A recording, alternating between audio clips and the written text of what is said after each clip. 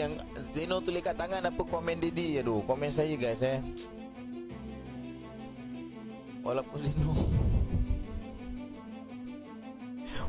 Zeno buka buah 3 line guys Walaupun Zeno buka buah 3 line, itu tak bermakna benda tu satu perkara yang boleh diambil mudah kan. So itu bukan satu perkara yang boleh diambil mudah. Pada saya Zeno need to put some respect lagi lah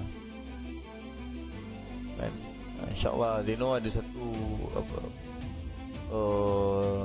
potensi, but bila potensi tu dia tak guna dengan sebaiknya kan, ada benda-benda silly mistake macam ni, benda tu tak seronok lah.